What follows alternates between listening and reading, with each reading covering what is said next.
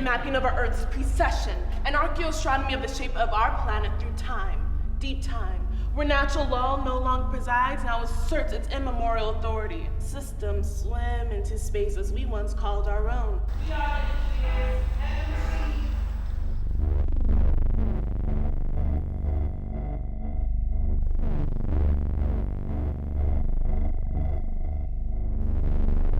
We manage the future and our predictions are for sale. Speed is never an issue, but we have to manage direction. It's our specialty. We plunge into a full-on Darwinian environment. We pick out the data streamed for you. This is a lit cigarette, pushing deep into your hand, the back of your hand. Oh, it burns, man. Smell your cooking flesh. Twisting in deep sea, we standardize the environment to forecast the future. You are born to be victims. It's inevitable. I know you're out there. You are born to be victims. I know you're out there. You were born to be victims. We standardize social structures to confirm your fate. Guns are a plus, and we're shooting down government drones. It's symbolic, yeah? Execution protocols validated by the FDA, and we're backing off from the medicalization of death. Murderer, I see the faces of the damned, their gaping mouths and their pointy teeth. Group therapy, NRA, anyone want to share? We got HBO, we got Wi-Fi, we got a pool. Ticket to the caves on Mars, we're going to the big room, man. the perspective operators alter our field of vision. Circles become lines, lines take us places. We provide the answers, we know production is our fate. Organizing life at a level, self-policing, self-want. Assemblages call names, vertigo when you look up, bare necessities. IHOP, Dairy Queen, Coors Light. Magistrates court upon a car dealership, Chinese buffet, dollar store. Great. So that was Covenant Transport Move or Die from 2015, one of Amanda's works. It's the main channel of a 5-channel work. So with that being said, we will get into it today. Hello, everyone, and welcome to our August program of the Political Mandate of the Arts, presented by the Student Council of the Venda Museum and the Thomas Munn House in partnership with Dub Lab Radio. Thank you for joining us on Zoom or on air. My name is Meghana, and I'm so excited to be introducing our guest for this webinar, Amanda Beech. Over the past 7 months of our program, we have hosted a series of conversations with visual artists, musicians, choreographers, writers, cultural critics, and curators, exploring how art and culture can make a difference in times of social and political crisis. Amanda is an artist, writer, and the Dean of Critical Studies at California Institute of the Arts. She works across a wide range of mediums, including but not limited to critical writing, video installation, drawing, print, and sculpture. Beech's work examines narratives of power from philosophical theory, literature, and real political events. Her artwork exerts force and aims to critique neoliberal culture and politics rather than simply reproducing the status quo. Amanda's work has been exhibited in many international venues and biennales. Her work, Covenant Transport Move or Die, which is the one that you saw a little bit of just now, was a solo exhibit at Baltic Contemporary in the UK in 2018. Map of the Bomb is a video work that was exhibited at the Havana Biennale in 2022. Other examples of her work are Asymmetrical Equations, her 2021 series of 11 drawings that were digitally produced, a 2022 book project for Manual for a Future Desert, and Messages from the Inside, an essay on Jean-François Lyotard's The Immateriaux for the exhibition Beyond Matter at the Center for Art and Media in Karlsruhe, Germany. Her new book, The Intolerable Image, will be published later this year. Her pieces, writings, and exhibitions provoke questions, conversation, and critique, much of which we will be pursuing in today's conversation. Amanda, thank you so much for joining us today. Today's program will be a 45-minute discussion followed by 15 minutes Q&A with the viewers. People can type their questions at any time during the program under the Q&A box at the bottom of your screen. The discussion will be moderated by Lexi, and the Q&A will be led by Anya. Lastly, we would like to thank Susan Horowitz and Rick Feldman for their continued support of the program series at the Venda. Now I'll pass it to Lexi to get the conversation started. Hi, everyone, and thank you again, Meghana, for introducing Ms. Amanda Beech. We're so excited to have you here. I'm so excited to talk about many of the things. As I was doing research on all of your work, I was fascinated as an art lover, history lover, and everything in between. Just excited to talk about a lot today with you and with the rest of the council. So to begin this conversation, I actually wanted to pass it to Gianna to ask her first question. Thank you, Lexi. So your art takes various forms and you explore your ideas through many different media, colors, and perceptions, all having a sort of connection to each other. What inspires you to connect a specific medium to a particular message when creating your art? And do you have a favorite medium when you are creating your art? Well, first of all, thanks so much for inviting me. It's really great to be here. And I've had a really interesting time already thinking about what your reactions to my work could be, given that I know you're all from very different disciplines and parts of the US with many different experiences as well. And this question that you're asking about is really difficult to answer. And I think most people, most artists would struggle to answer that really coherently, but I'll try and explain it by saying that a lot of this decision making comes through ongoing studio practice.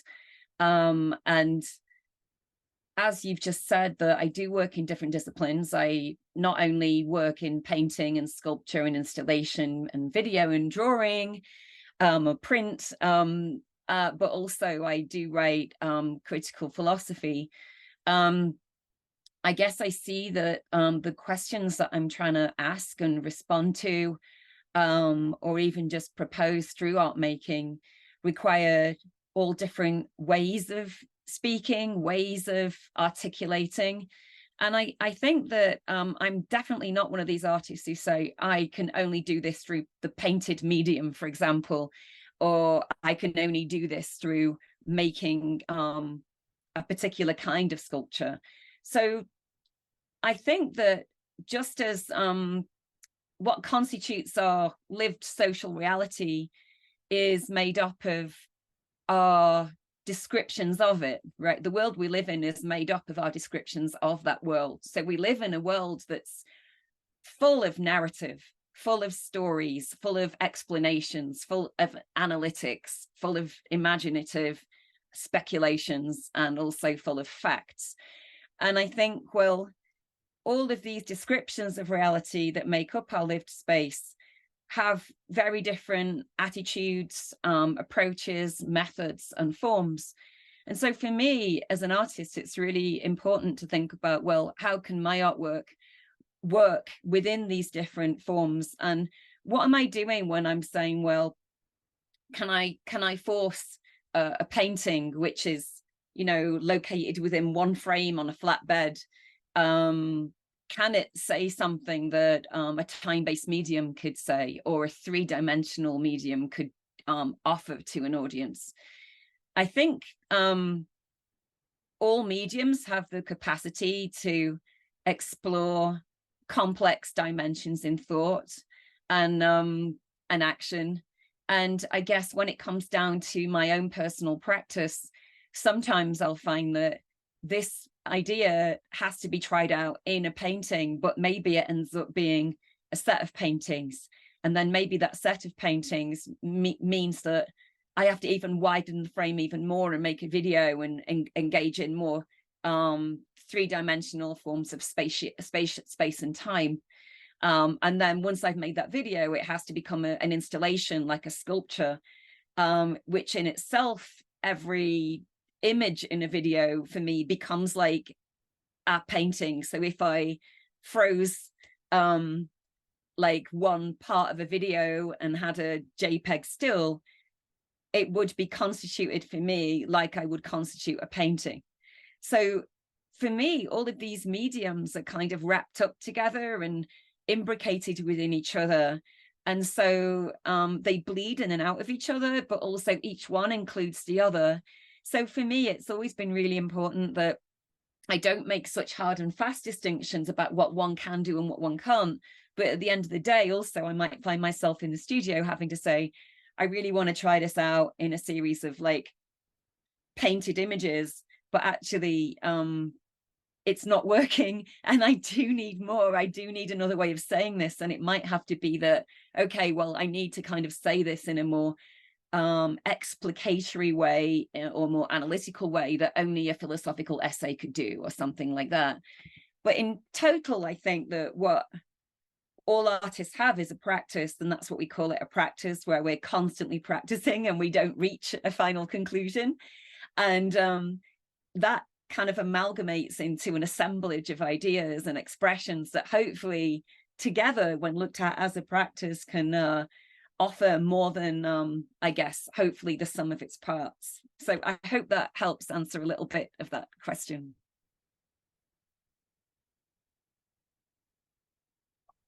Thank you. Well, yeah, I think something that makes your work so interesting, as you said, is your multidisciplinary approach to art and to all of the different mediums that you have in your work, and the experimentation that you were talking about that comes with it and leads to a philosophical examination is also something that's very interesting. And Anya actually has a great question about kind of mediums, art, and the philosophical interpretation and strength of your work. Yeah, it's interesting. The answer that you provided to the last question is actually kind of answers the question that I had. But I was really struck by that distinction that you made at the end of your answer about art as practice. And so in the interest of not repeating my question, not repeating the repetitive parts of it, I'm wondering if you can elaborate more on that relationship between like the idea and the medium in the process. So if you come in with an idea with kind of a philosophical grounding, or if you come in with an art form, like what is the relationship between those two things as you're working through, okay, what can this medium do for this idea, and what can this idea do for this medium, and how maybe do they interact with each other?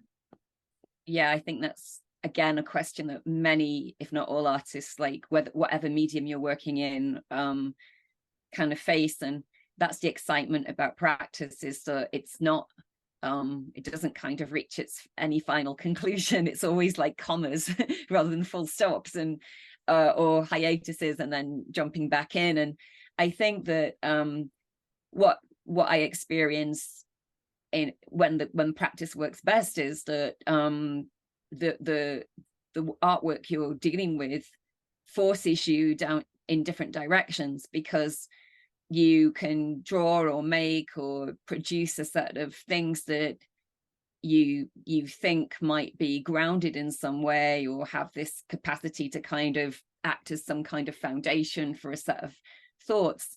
But of course they kind of have this resistant quality. They force you to think in different ways. So imagine anyone, even, I mean, I'm sure you guys are all writing essays of different forms, and you start writing an essay and then you read something and it takes you in a completely different direction, and then you follow that direction and you have to say, well, what was it that I was thinking of originally, and does that matter anymore? Where am I now? And this doesn't mean that you're flaky or distracted or kind of weak-minded or something, but it means that you're following a lead, and you're kind of interrogating a path that is not necessarily the one you imagined would be the case, but then becomes absolutely important, or else why would you be following it? So I think this pathway through practice is really important, and it's something that seems to be beyond our intentionality on the one hand, but at the same time it's part of our decision making in the other, because we decide to follow that path ultimately, and to see where it leads, and to speculate and imagine what comes from this future that is unknown to us in practice. And I think that's wrapped up with, you know, the kind of question of how, you know, artworks can bring about philosophical questioning, or begin from philosophical questioning or political questioning, and where we might have a hunch, a wager, a bet, a kind of conviction that, hey, I think this is something that needs to be urgently addressed, and we might not know everything about that thing. And so part of the practice is not just positing what one thinks about that thing, but is an act of invention and discovery, as one is going through the process itself of learning, as well as just assuming that a practice is a place where one has a coherent knowledge base and then kind of prosecutes that in the world as some kind of truth, and then finds out that there's kind of contingencies along the way. I think that we live in a different space than that, where we're always working through ideas, whether we're in artistic practice or not. And that's part of a healthy skepticism, but also part of a kind of commitment, a space of commitment to, and responsibility to one's own beliefs about the world, hoping that those beliefs about the world can be more than just myths or superstitions. We could think about them through analysis and through rigorous thought, both independently and with a community of thinkers and practitioners as well. Yeah, I appreciate that kind of very consistent emphasis on like the dynamism of the process, but also of the thought that happens outside of the process and kind of interacts with it. So I think that's a really dynamic, I guess, answer. Thank you. I think also just to add on, what Anya just said about interaction and kind of what we were talking about before with invention and discovery and art as a foundation, it kind of led me to think a little bit about your Determinism Noir series. That stuck out a lot to me, just because I love film and comics, and when I found your work, I found it interesting that you engaged with this genre of film and a comic genre that often explores themes of fate and existential philosophy. And I was kind of wondering how you drew upon those stylistic elements of film noir and also, I don't know, just that a different style of art to enhance the philosophical discourse on determinism and everything else that you were trying to, figure out and talk about. Yeah, I really enjoyed doing the comic as well. It was great fun. And I think that, what's interesting about this question of determinism and then this question of noir is that they seem to be contradictory or opposed, because I'm really interested in the thought of a philosopher who came out of Pittsburgh quite a while ago called Adolf Grunbaum, and he writes about free will and determinism in liberal and neoliberal politics. And he says that he defends determinism all the way, and he explains that determinism is this space where we can say that our actions are caused, things that we do in the world were caused by other things. And he says that's not the same as saying that we are fated to certain outcomes in the world. Just because we can say that something caused our actions doesn't mean we have guarantees about how the future will be at all. So what's interesting about determinism is that it leaves open the questions of agency. And agency is not something, as we often think about in liberalism, that is my voluntaristic free will is manifest in the world and I can decide what I do next. And that's just me deciding without any contingent material conditions affecting me at all, as if I just have the power alone to make these decisions. And he's critiquing that kind of faith in individualism that a lot of Western politics is really, and capitalism is really supportive of and reliant upon. And he says, well, no, because we're part of a material reality where often our actions are symptoms of maybe our oppression by other forms. And he talks about incarceration a lot in that sense. And he also, therefore, is saying ultimately that whilst we can say that everything is a product of causes in the world, again, it doesn't mean that we are fated to become the prisoner, or we're fated to become a certain human, or that we don't have any agency, we do not decide. So this idea of noir, I think, in determinism speaks to there's a capacity of the unknown that appears in determinism that's not hypostatized as some ineffable quality, or it's not magical. It's just that we can say that whilst we can have reasons for causes, and causes are also can be reasons in themselves, reasons and causes are not the same. That there's a kind of rift between them that creates this kind of tension or this site of alienation.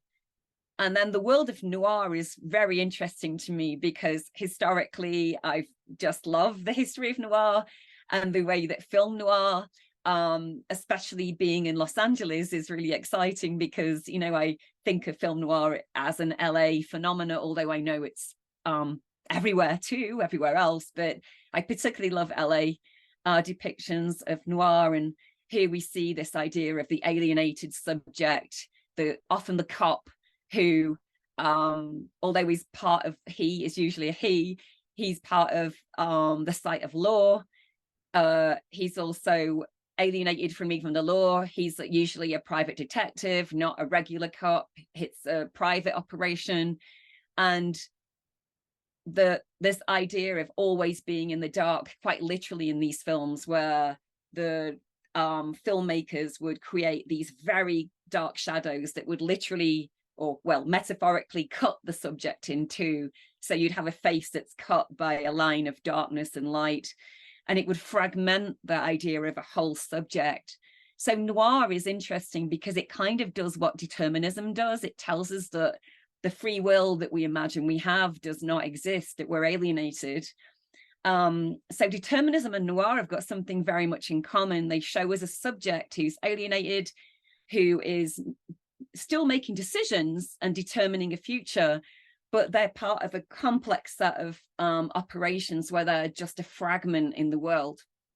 So the comic kind of tries to address directly the art world from this perspective, from this determinism noir perspective. And the comic is quite funny to me because it makes jokes about the art world. People who believe in free will and people who believe in voluntaristic agency, but also people who are the opposite to that and believe that we're all fated to give up in the face of capital and just confess our guilt in the sight of our oppression. And so I'm kind of against both of those views, because whilst I think that capitalism is absolutely oppressive and we need to talk about that, I also believe that we are capable of determining other futures. So I'm kind of more optimistic than a kind of standard form of tragic nihilism. So the comic is kind of deliberately a kind of joke in a way about the failings of the art world. And all of the pictures in the comic are actually true stories that happened. And they're embellished a little bit with funny pictures, but the stuff that is captioned in a lot of the bubbles is actually what people have said at conferences, mostly in panel discussions about art, that curators have said to me. And I think it's really important that we kind of have a healthy skepticism about some of the forces at play that kind of are very, have a strong monopoly in the art world itself. A world that I'm in to some degree, but also a world that I have a lot of problems with. And I know many artists find themselves in that position as well. I hope that helps kind of explain that comic. No, it definitely does. And I think that even though, as you said, they do seem to contradict, the perspective and different narrative kind of gives it the chance to enhance the viewer and your experience as an artist, just to take it all in and learn new things and just provide commentary and discourse on both things of philosophy, determinism, film noir, and more, whatever anybody can think of to expand on it. And then you talked about agency, which I thought was super interesting because Gianna has a great question about accountability within the arts and within school, and I would love to pass it to her to ask.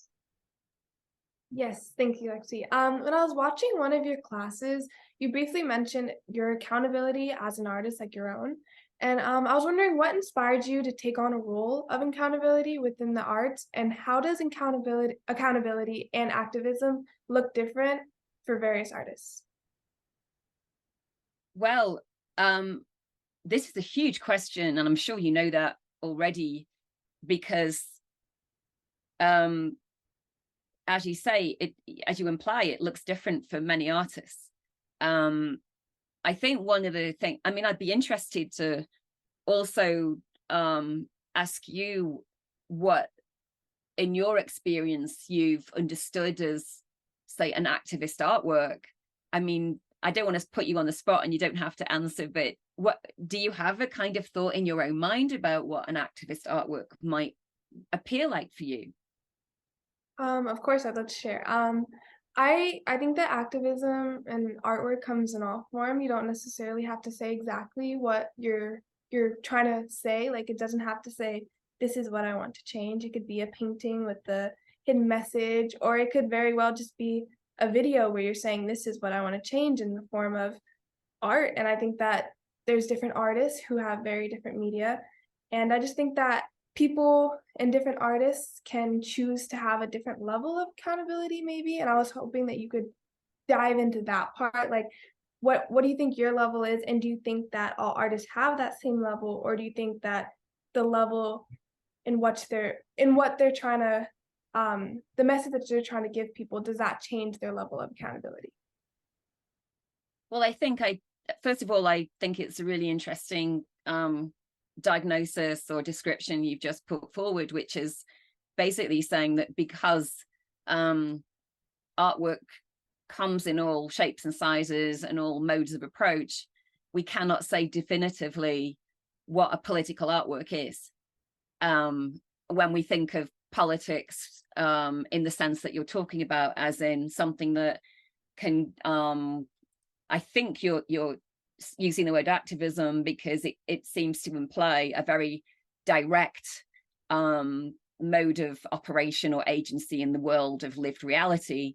And of course, because artworks are mediations, they're representations, the question then is, well, something that's already like distanced from what we consider to be the doings in the world that we do, how do representations kind of manifest in our reality and allow us to rethink what that reality is, allow us to make decisions and determine other futures. And we could say that, you know, in the world of art, there's no comprehensive way of saying that one artwork will do that while another one will not. So, for example, you could say that an artwork that was made many years ago under a completely different set of circumstances than we might live in today could be revised and rehabilitated and reinterpreted to become like the most political artwork today, according to its interpretation. So it's not just about the intention of the artist, but about how that work is interpreted and interpolated into the world of politics today that would give it agency. And so the artwork becomes, the artist and the artwork becomes kind of removed from the political in some way.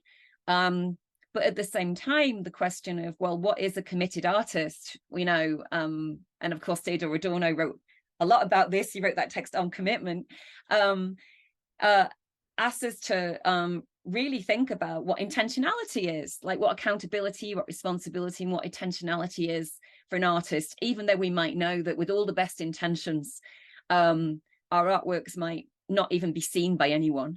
And even if they are seen, we cannot know what will be interpreted from them in a kind of absolute sense, right? We can only hope or have some faith that what we're kind of, the motivations of what we're, or the things that mobilize us to make the work might somehow come across somehow through this representational space. So in a way, you know, we're electing, artists are electing to work in a very complex space of representations that often can be seen to ambiguate or obfuscate some kind of idea of a direct message or something like that. And even when artists put forward in their work very direct messages like dogmatic propaganda, and when they say, do this, do that, this is how the world should be, which I have done in my work, the artwork, because it's a representation, always already seems to have this theatrical distance from the world of what we might conceive of as more unmediated experiences. So I think, you know, to answer your question really about accountability, responsibility, and commitment, I think that even though I've just said that all of these things are very complex and we're often, you know, imbricated within disappointments about the kind of cause and effect relationships of art and politics, what that kind of space does is it allows certain freedoms to experiment and to test out what commitment can look like and be. And often when we've seen what commitment looks like and is in the history of art and history of politics, we found that it fails, that forms of protest have failed us, forms of understanding how we structure our political conversations have failed us. Representations haven't been adequate for us to understand the complexity of our reality today. So I think that the representational space that art offers gives us this amazing opportunity to explore new forms of language that are accountable by the very fact that they're looking for languages to explain and explicate and understand the complexity that we find ourselves in today. And yet they cannot promise us anything in particular. They cannot promise or guarantee a future that will result from this. And I think for me, that's the strongest commitment that we can see in art. Not a commitment to saying, I promise that this will lead to X and X, but a commitment to a rigorous kind of practice that has its own exploration into the possibilities of what can be said and what can be done in the political that might not exist at all, and it might never exist. And the risk, for want of a better word, the risk that art takes is that when that artwork lands in the public, it'll never be understood either. Thank you. You said something during that conversation about what is a committed artist, and it kind of prompted me to think, as a viewer, not an artist, what is a committed viewer? And will what mobilize you to create the work maybe mobilize a viewer or inspire someone to then continue to create something else? And I think that interpretation that can become action and reality is something that's very interesting within the art world, because you don't really see a lot of that in other places. Mostly in art, you get one thing and it continues to expand for long periods of time, different styles, different interpretations. And I find that so interesting and so great, because there's so much information and so much history within different mediums. But I would love to pass it to Meghana to ask about her takeaways that your viewers might have. Yeah, so you definitely touched on this a little bit in the question, but I wanted to see if we could elaborate a little bit, because you make a lot of artwork on like very like heavy topics, and so you probably, I mean, I am interested to see like if you have a certain, well, you have a certain message that you're trying to convey, but like if it ever kind of becomes something that you don't expect. So I guess my question is there any specific takeaway that you hope your audiences have when viewing your art? Is it the same across the board? Like, are you provoking questions? Is it a call to action? Like, and then have you put something out that received very different feedback than you expected, or any different interpretations that you were surprised by? Oh, okay. So first of all, I think that what you both have just articulated is something that gives me an opportunity to clarify something, which is this. So one of the problems I think we face in the history of art and the history of artistic critique is how we've come to expect art to produce the experience of confounding us, right? So we go to an art gallery and we expect to be confounded in some way, to approach the limits of our capacity of knowing, and then asked to rethink things that we thought we believed in a different way. And I think that whilst, you know, we can say that's a really good role for arts in its kind of skepticism of what we take as the given, you know, it's just natural to us, and yet we find it's actually a product of our constructed or engineered lives in the world. What artwork runs into is the problem that it's very critique becomes really naturalized and normalized, and the difference that artworks produce isn't this kind of radical difference that really brings us to rethink the conditions of our existence, but it becomes like the difference that's like novelty or titillation.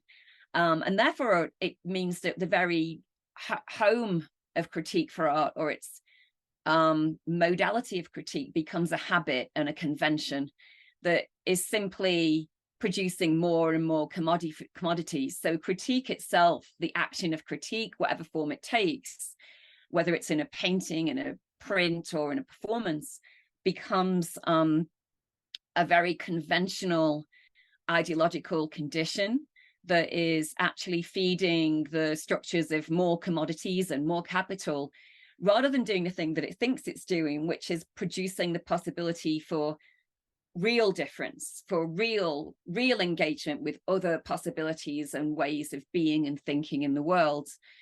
So in that respect, if an artwork attempts to bring an audience to become part of this labor, then it's important that the viewer is also working probably just as much as the artwork is working. That everyone's working, right? What kind of work are they doing? Well, it's experiential labor, it's cognitive labor. It's not I've gone to see an art show to make myself feel better about all the bad things in my life, right? Some artwork does that, and that's not the kind of artwork I'm interested in. Although that work has its place, but I wouldn't want to call it art. So that's a form of cultural kind of therapy, which, as I say, can be really useful for some people, but I have more expectations for art in the kind of vein of a Marxist revolutionary politics. This is what I'm really interested in. So how can art engage what kinds of thinking has been deemed as alien or alienatory or beyond the capacities of even our thought and our imagination? And how can art bring these kind of thoughts to the material reality? Well, yeah, that requires a viewer who's willing to not just want to be shocked or titillated by something different, but to engage and work through difference and to understand, well, what is the difference that I'm seeing here? Some artists and some viewers don't want to do that labor. That's their choice. But I'm really interested in viewers who not only want to, but do it. The kind of viewer that does that is not necessarily this well-read, intellectualized creature who's read philosophy and seen many artworks before, but it's someone who's just open and curious to the possibilities of an imagination beyond what they could have imagined previously. And for me, it's therefore a kind of partnership in labor and work, rather than something that is reliant upon a whole set of forms of baseline intelligence, or you must have read this or seen this movie or had these experiences in order to participate in this. So, I mean, I've known people in audiences who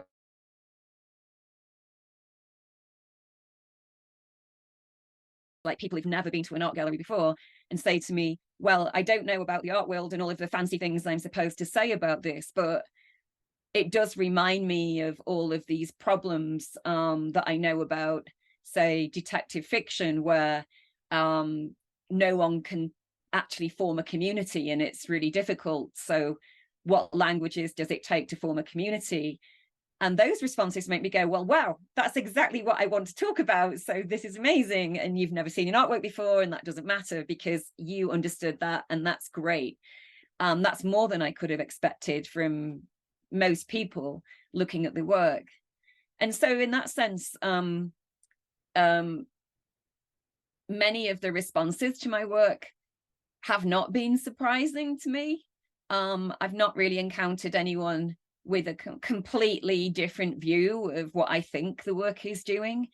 But what is exciting is that when people bring nuances to that description of the work, and therefore allow me to, as I was saying with the idea of practice, like to go down another rabbit hole and go, okay, what if I interpreted my view of the alien or the radical imaginary through this person's way of describing it, that's very different to my own, but has in common the same interests and themes.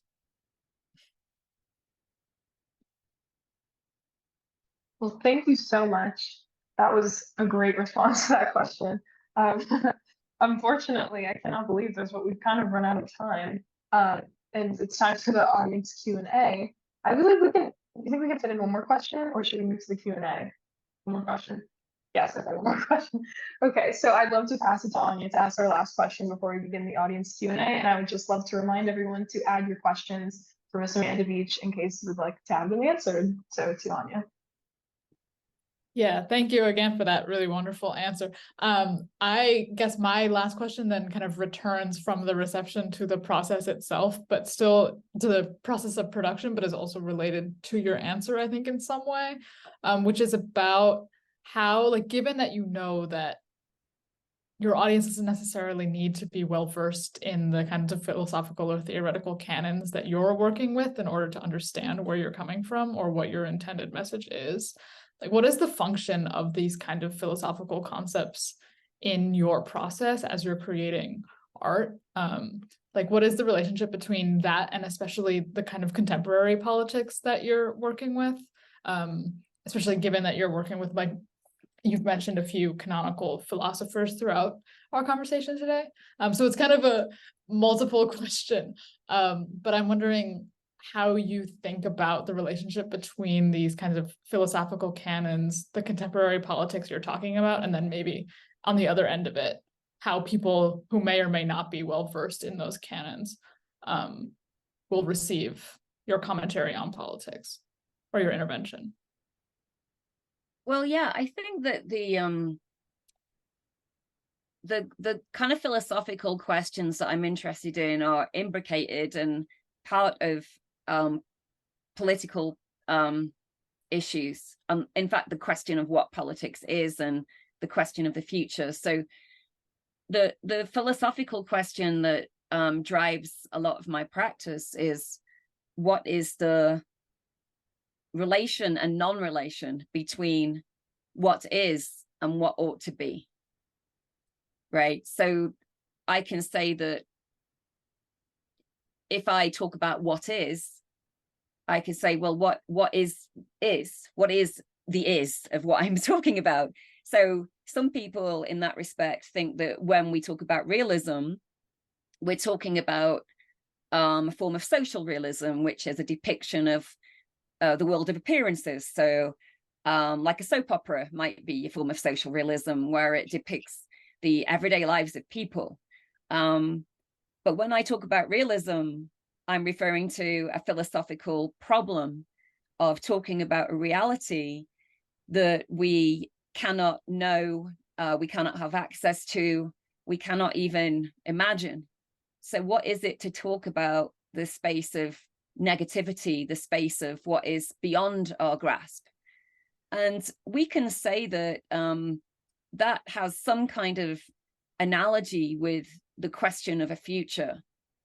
There's some things we can say about our future that we know will happen, such as the end of the world, in the future, the explosion of the sun.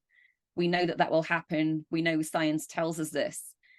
But the very question of the political scale of the future, which is common to our mortality, but also our children and our children's children, the kind of human scale of the questions of the future become, show us that we do have a role in forming and producing that future, that every time we describe what is, it has some traction on landing as a description in the world, and that description in the world forms our lived reality and therefore has some predictive and probabilistic consequences for tomorrow and the next day.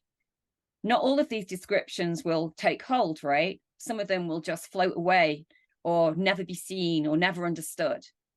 But I'm interested in the possibility that some of these more complex and difficult descriptions of what reality is will have traction against the reality that we live in, when the reality we live in is an amalgamation of fictions that we tell ourselves about what reality is.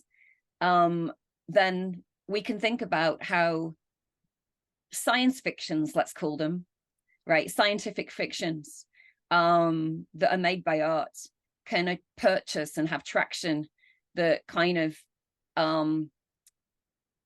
produces a tension between, or a withering away of some of the old ideas of what reality is, and replaces them with more accurate and rigorous articulations of what it is. So for me, I don't know if this is making sense, but these are all philosophical questions, right? They sound really metaphysical, like what is this, you know? And they also seem metaphysical and philosophical because the answer is, when you come to first philosophy, well, we'll never know for sure, but we keep asking them. And the political, to be enlivened for a future and to think about progress, if we dare even mention that word, progress towards equity, and a framework where we are all able to work and thrive and have basic needs met, such as food, education, and quality of life for all. These are really hard and fast material questions about our lived reality that need to be urgently addressed now.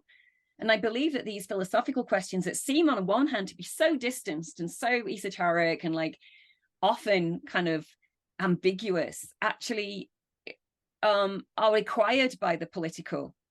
Like the political can't work without asking these big fat questions about who we are and how we see ourselves, and how we can see ourselves not just as guilty humans or heroes of the hour, but as parts of a structure of reality that is much bigger than us.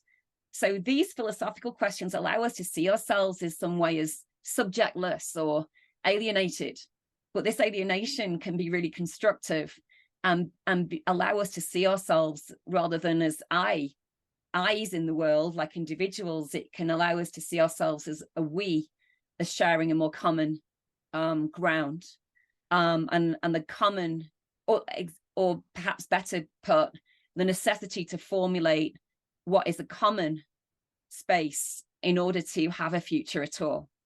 And we can't have a future, I believe, without the inauguration of a we, a plurality and a commonality. And the only way to do that, I think, is by working across philosophical questions and the very question of that imbrication within lived reality. And I think art is one space where that happens, and it can happen really well. But on the other hand, as I said, it can fail tragically, where artworks just become this apology for liberal politics. Yeah, it's such a great answer, but I think that your emphasis throughout on the urgency and on the very like material urgency of things, and the way that philosophy is often thought of as separate from them, but we kind of see consistently that it is never really apart from or prior to. I appreciate that part of your answer as well as the rest of it. Thanks. Well, thank you again. As I said before, unfortunately, we've run out of time, but this was a great discussion. I enjoyed the whole thing, and I would love to pass it to Anya for the Q&A to end. Yes, back to me. We do have a question from an audience member, which I think is a really interesting one that kind of differs from the conversation we've been having so far about teaching. So the question is, does teaching mean something different to you politically than creating as an artist or a writer? And do you feel accountable in what you're instilling in students differently from how you might feel accountable as an artist or public intellectual? This is a really, really great question, because it asks us about what we conceive as openness in the space of pedagogy and the capacity for students to grow and formulate their own positions in the world. which can be extremely different to mine. One thing that I do when I am teaching is I never teach my own work. I never teach my own text. And if students want to find out about what I personally think, they can go off and find out about that and talk to me privately. But I'm not really interested in, delivering my knotty, dense, and sometimes nuanced arguments to students. Instead, what I'm interested in opening up, and this is where the research and the pedagogy do kind of really coagulate and you can't pull them apart, is that when I am teaching, I am really interested in asking people to think about the relationship between philosophy and the political, as I've just been saying, and to also engage with questions of how art has played a role in producing our reality as we know it, whether this is in the form of art that critiques and tries to resist the reality that we live in, or if it's part of a statist propagandist art that explicitly adheres to forms of power. So that's where I guess it's in the kind of subject matter where I enjoy teaching across these two elements, but in the actual political positions that arise from that, I'm interested to see what students make of these problems themselves. And that's what's the great thing about teaching, is because I'll never know what they're going to say to me, and I'll never know what they're going to think.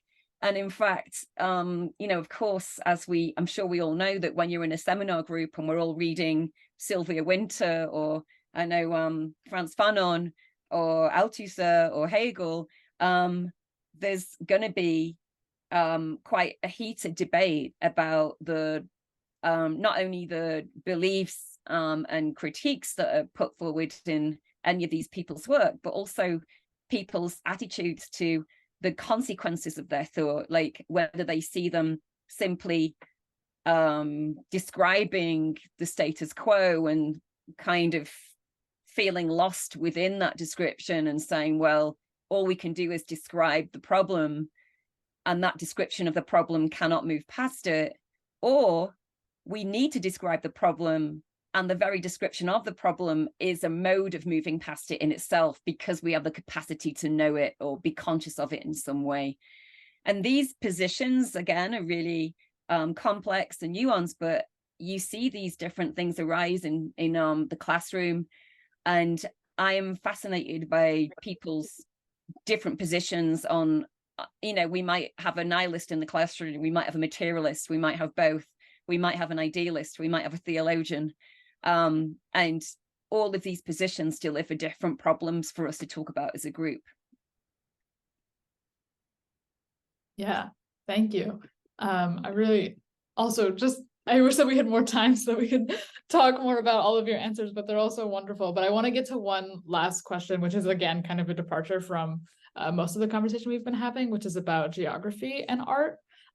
So you have lived and worked between LA and London and elsewhere, and the power structures and political dynamics in, say, London and LA are very different. And so this question is, did those differences affect your artwork? And do you find that your art and your message change with your geography?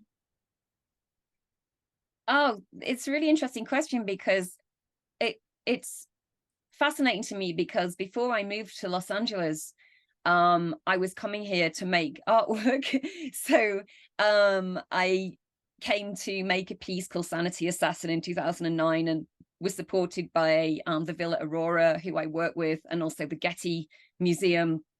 And after that, or even before that, actually, I was coming to Las Vegas to make work, and I was making a whole series of works around mythologies of the desert, which I'm still very much interested in.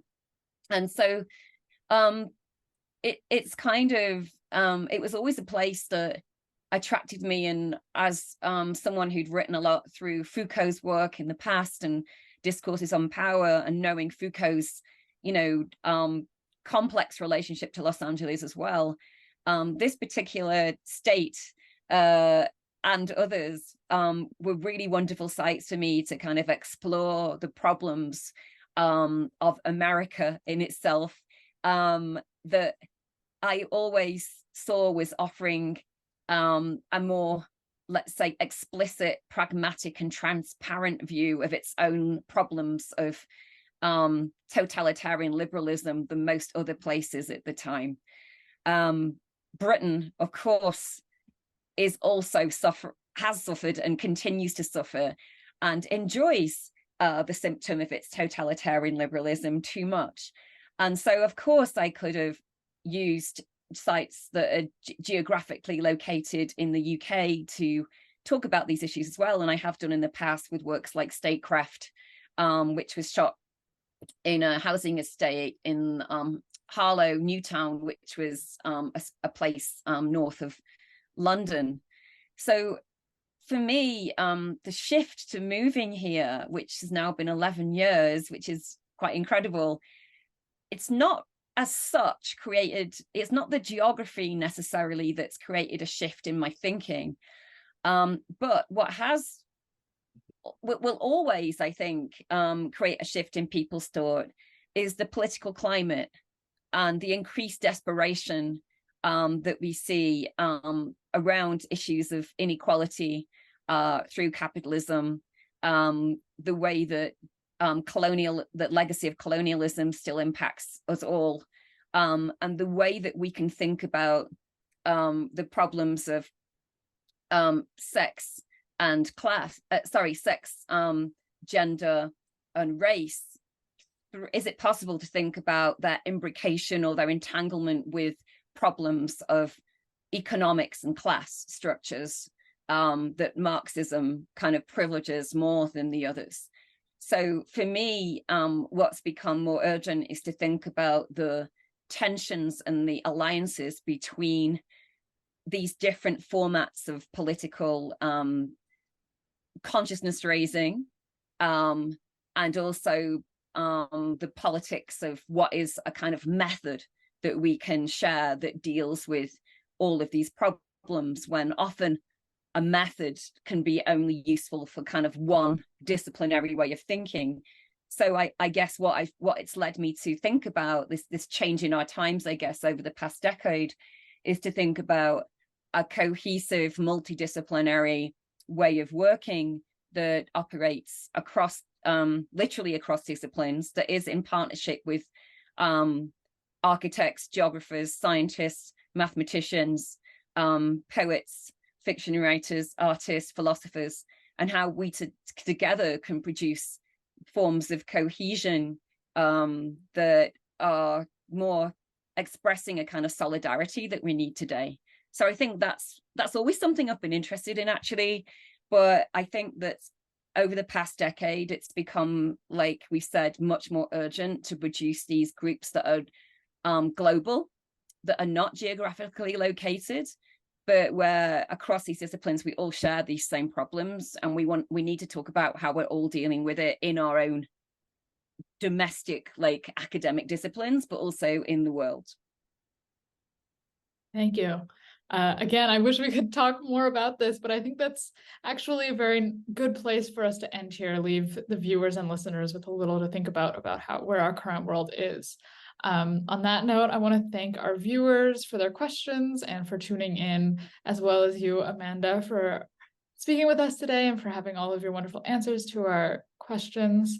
Our next program in this series will be with Sasha Razor, who is a lecturer in Germanic and Slavic Studies and Film and Media Studies at UC Santa Barbara on September 27th.